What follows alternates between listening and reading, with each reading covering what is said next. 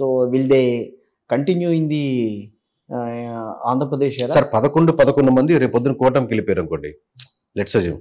No 10 Jaganmohan Reddy గారిని కూడా దాంట్లో లాజిక్ మిస్ అయ్యారు. 10 మంది మిస్ అయ్యారు అనుకోండి. దట్ డజంట్ మీన్ దట్ వాళ్ళు జగన్మోహన్ రెడ్డిని చూసి 40% మంది ఓట్లు వేసారు. అది నేను అడుగుతున్నాను. ఎందుకంటే నూటికి 40% 1,33,00,000 మంది, 1,30,00,000 రౌండ్ ఫిగర్ చెప్తాం సార్. 1,00,00,000 మంది పైన అనుకుందాం, పోనీ 33 లక్షలు మామూలు కోర్ ఓటర్స్ అనుకుందాం. వాళ్ళు ఎప్పటికీ జగన్మోహన్ రెడ్డి 30 లక్షల మంది ఓటు వేశారు. 1,00,00,000 మంది అనుకుందాం. 30 లక్షల మంది కోర్ వైఎస్ఆర్సీపీ అనుకుందాం. 1,00,00,000 మంది మీతో పాటే ఉంటామన్నా అని ఓటేశారు. అవును, మేము పవన్ కళ్యాణ్తో ఉన్నాం, చంద్రబాబుతో ఉన్నాం. దాళ్ళు ఈ 10 మంది కాదు చూడాల్సింది, మీరు 1,00,00,000 మంది ఉన్నారు మీ వెనకాల. అది అది అది దాన్ని చూసుకుని విజనర్ గా వెళ్ళితే ఏ పార్టీకైనా ముందుకు వెళ్తుంది. గెలుపుకి 100% ఇప్పుడు పవన్ కళ్యాణ్ డిసిషన్ కి గెలుపుకి ఆయనే రెస్పాన్సిబుల్ ఎలాగో, చంద్రబాబు ఎలాగో, అలాగే లాస్ట్ టైం జగన్మోహన్ రెడ్డి గారు గెలుపుకి ఆ నిర్ణయాలకి ఆయనే రెస్పాన్సిబుల్ ఎలాగో, ధైర్యంగా నిలబడ్డారంత అన్ని పార్టీలు అగేన్స్ట్ అన్ని కేసులు ఉన్నాయి. అలాగే ఓటమి కూడా 100% స్వయంకృపరాధం అన్న పదానికి దాన్ని మనం వెనక ముందు చూసుకోవాల్సిన అవసరం. 100% he have to take the initial గా సార్ మనం బాగా ఫెయిల్ అయినప్పుడు ఆ క్షణం మళ్ళీ పాస్ అవుతామా అని ఉంటుంది. అట్లాగే వాళ్ళు ఇచ్చిన హామీలు అమలు చేయగలరా, హామీలు ప్రభావం చూపించినాయి కదండి. మీరు ఒక ప్రశ్న వేస్తే జగన్మోహన్ రెడ్డి సరే కరెక్ట్ గా అడిగాడు అని చెప్పి రేపు పొద్దున ఫీల్ అయ్యే విధంగా అడగాలి. అంటే ఇప్పుడు హామీలు కూడా ఆ ప్రభావం చూపించినాయి కదా. అంటే వీళ్ళు కూటమి ఇచ్చిన హామీలు కూడా లేదు సార్. ప్రధాన అంటే ఇప్పుడు సూపర్ 6 అని చేశారు అనుకోండి. అవును, లేదా చెప్పేది టూ మచ్ గా చెప్తారు. మొత్తం మేము జనసేన అండి ఊరు అంటాడు. ఎగ్జాగరేటెడ్ గా చెప్తారు అన్నమాట. బికాస్ అసోసియేటెడ్ గా ఉంటారు కాబట్టి ఒక పార్టీతోనో వాళ్ళకి ఉంటది కాబట్టి మొత్తం ఎక్కడ తుడిచిపెట్టుకోపోయింది సార్ వైఎస్ఆర్సీపీ. శాంపిల్స్ లేకుండా అసలు ఎట్లా తెలుస్తుంది వాళ్ళ ఒపీనియన్ ఏంటనేది, ఎట్లా తీసుకుంటారు మరి అక్కడ? అంటే దానికి అందుకే సార్ కొన్ని జాగ్రత్తగా తీసుకోవాలి శాంపుల్స్. 10 మందిని అడిగితే ప్రఫార్మా పెట్టగానే వాడికి అర్థమైపోద్ది. అది అవుట్డేటెడ్ వర్షన్ సార్, చాలా అంటే అది తీసుకోవాలి, చాలా కన్సిడర్. ఇప్పుడు మిమ్మల్ని కలిసేమో మీ నియోజకవర్గంలో మీరు 20 సంవత్సరాలుగా ఉంటున్నారంటే మీరు ఒక శాంపుల్ కింద రాకుండా పర్సన్ కలవాలి జాగ్రత్తగా. ఇదండి ఈ ఊర్లో ఈ విధంగా ఉన్నాయి, ఈ క్యాస్ట్ ఈక్వేషన్స్ ఇలా మారుతున్నాయి, ఇలా ఉన్నాయి. మీరు తక్కువే శాంపుల్స్ తీసుకోండి, ఒక 500 మంది తీసుకోండి నియోజకవర్గంలో. చాలా వరకు దాంట్లో జెన్యూనిటీ ఎక్కువ ఉండే శాంపులింగ్ ఉండాలి. 4,000 శాంపుల్స్ సార్ మేము తీసుకునేది అంటారు. క్వశ్చనీర్ ఏముండదు వాళ్ళకి. క్వశ్చన్ ఏముంటుంది సార్? క్వశ్చన్ నేను ఊరిని చెప్పేదాని కోసం మనం చెప్తాం వాళ్ళకి. యాక్చువల్ క్రేజ్ ఏంటంటే మనకు కావాలనుకున్న క్వశ్చన్ సార్, ఎవరికి ఓట్లు వేస్తున్నారనే క్వశ్చనే కదా. అంతే కదా.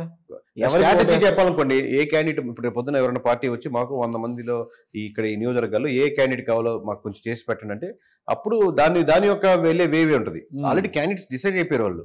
ఓకే, పార్టీ క్యాండిడేట్ డిసైడ్ అయిపోతాం. ఇప్పుడు బోయా కమ్యూనిటీ క్యాండిడేటా లేకపోతే ఇంకో కమ్యూనిటీ క్యాండిడేటా, ఆ కమ్యూనిటీకి ఎట్లా వర్క్ అవుతుంది, నిజంగా ఆయన మీద వ్యతిరేకత ఉందా, ఇలా రకరకాల మీద ఉంటాం. చివరికి డిస్కషన్ ఎంత వెళ్ళినా చివరికి ఎవరికి వేస్తారు సార్ మరి ఈ కమ్యూనిటీ వాళ్ళు ఇట్లా ఎలా ఉందని ఆయన చెప్తాడు ఇన్ఫర్మేషన్. సో ఆయన ఓటు ఏంటి, మనం 100 ఓట్లు సమానమా, 1000 ఓట్లు సమానమా, ఆయన ఇచ్చే డేటాను బట్టి ఇన్ఫర్మేషన్ ఉంటుంది. సో అలాంటి వాళ్ళని కాంటాక్ట్ అవ్వమని చెప్తాను. లాస్ట్ టైం మేము కూడా ఇట్లా శాంపుల్స్ విధానంలో వెళ్ళాం. ఎందుకంటే ఫస్ట్ టైం బడీ రిసర్చ్ కాబట్టి మన ఎమ్మెల్యేకి అగెనిస్ట్ గా మనం చెప్పేంత ధైర్యంగానే చెప్పలేం. ఇప్పుడు ఏంటంటే పోయినసారి ఉన్న బ్రాండింగ్ ఉంది కాబట్టి చాలా మంది తెలుసు సార్, శాంపుల్ ఇచ్చి నన్ను అడగద్దు, మీకు కావాలనుకున్న ఇన్ఫర్మేషన్ ఏంది, విలేజ్ వారికి ఎలా కావాలని ఇన్ఫర్మేషన్ కావాలి, లేదా మండల వారికి కావాలి, లేదా నియోజకవర్గ వారికి ఎంత డిఫరెన్స్ కావాలి. నేను 300 తీసుకోవచ్చా 3,000 తీసుకుంటాను, 300 తీసుకుంటాం కదా చెప్పి తక్కువ టైం పట్టదు సార్. అది 300 శాంపుల్స్ 500 శాంపుల్స్ అంటే తక్కువ టైం కదా. 500 మందిని కాంటాక్ట్ అవ్వాలంటే కూడా మళ్ళీ వారం పట్టొచ్చు. అదే 3,000 శాంపుల్స్ తీసుకునే కూడా వారంలో కంప్లీట్ చేయొచ్చు. ఇప్పుడు బయటలు తీసుకుంటారు వెళ్ళిపోతా ఉంటారు. అసలు అది అవుట్డేటెడ్ వర్షన్ అని. అంటే మేబీ ఇట్లా చేసే వాళ్ళకి ఎమ్మెల్యే లాస్ట్ టైం మీరు అదే చేశారు. లాస్ట్ టైం 2019కి అయితే మీరు అదే తీసుకున్నారు. అది కూడా అప్పుడు కూడా 100% అది కాదు సార్. అప్పుడు కూడా మా స్లీపర్ సెల్స్ కాన్సెప్ట్ ఉంది కాదు. అప్పుడు స్లీపర్ సెల్స్ అని నేను ఫిక్స్డ్ గా వీళ్ళు చైర్పర్సన్ చెప్పలేకపోయాను. ఓకే, ఇప్పుడు కాన్ఫిడెన్స్ వచ్చింది. జర్నీ చేసాం కదా, ఒక 5-6 సంవత్సరాలు జర్నీ చేసాం కదా. ఈ 40 మందిని నేను నమ్మొచ్చు. అంటే 19లో స్టార్ట్ మళ్ళీ ఇప్పుడు 2019లో గవర్నమెంట్ స్థాపించారు. సో 2020 కరోనా కాబట్టి ఎవరు పెద్ద పట్టించుకోవాలా. సో మీరు 2024కి కసరత్ ఎప్పటి నుంచి మొదలెట్టారు? అంటే 2024 సర్వే ఎగ్జాక్ట్ నెంబర్స్ కోసం 3 నెలల ముందే స్టార్ట్ చేశాం సార్. అంతేనా? నెంబర్స్ 3 అంటే 3 నెలల ముందు అంటే సిస్టమ్ లో ఎక్కించేదానికి. ఓకే, అంతకుముందు మామూలుగా ఈ సిస్టమ్ లో ఎక్కించలేదు. కాకపోతే మీరు ఏ పని చేస్తున్నప్పటికి కూడా స్టిల్ మీకు డేటా వినపడుతూనే ఉంటుంది, మాట్లాడుతూనే ఉంటారు, ఫోన్ చేస్తూనే ఉంటారు. ఒక 2 years బిఫోరే కోవిడ్ తర్వాత నుంచే YSRCP is going to lose అనేది మాకు క్లారిటీ వచ్చేసింది. ఓకే, ఎంత రేంజ్ లో ఎలా లూజ్ అవుద్దా, టైట్ గా వస్తుందా అనేది వేరే విషయం. 2021లో తెలిసిపోయిందా? 22కే ఒక ఐడియా వచ్చింది. అంటే కూటమి కడితే ఒక రకంగా ఉంటుంది, కూటమి కట్టి క్యాండిడేట్ ఇలా మారిస్తే దాంట్లో మళ్ళీ చాలా లేయర్స్ ఉన్నాయి. ఇఫ్ కండిషన్ లాగా ఇక్కడికి వచ్చి ఆగింది. ఇక్కడి నుంచి 90 గెలుచుకుంటుందా, 100 గెలుచుకుంటుందా 80 లోపల పడిపోద్దా అనేది అక్కడికి వచ్చి ఆగుంది అనమాట 90 కట్టి ఇటుగా.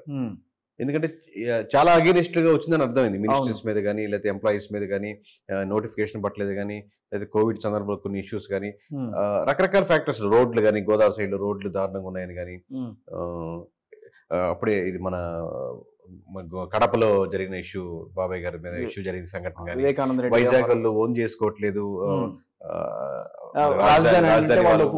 అవ్వట్లేదు. సో అట్లా ఒక్కొక్క నియోజకవర్గంలో ఒక్కొక్క ఇంకా వేరే డీప్ గా వెళ్తే వేరే ఒక్కొక్క నియోజకవర్గం సమస్యలు వేరు. సో అలాగే ఓవరాల్ గా ఇది తెలుస్తుంటది సెన్స్ ని బట్టి ఇంతకుముందు సెన్స్ ని బట్టి నెంబర్స్ వేస్తాము విలేజ్ వారిగా. సో మనకు వద్దనుకున్నా గానీ సెన్సిబిలిటీ వస్తూ ఉంటది. మీకు యాజ్ ఎ జర్నలిస్ట్ వద్దనుకున్నా మీకు ఒక మీరు అబ్జర్వ్ చేశారు బాడీ లాంగ్వేజ్ బాగుంది ఏదో ఉండుంటుంది అని మీకు యాజ్ ఎ జర్నలిస్ట్ ఎంత కాన్ఫిడెంట్ గా ఎంతమంది కెమెరాల ముందు దాకా అన్నారు కదా. అంటే మీ జర్నలిస్ట్ మైండ్ వద్దనుకున్నా అంటే నెంబర్ చెప్పేది చూడదు నా బాడీ లాంగ్వేజ్ ఎలా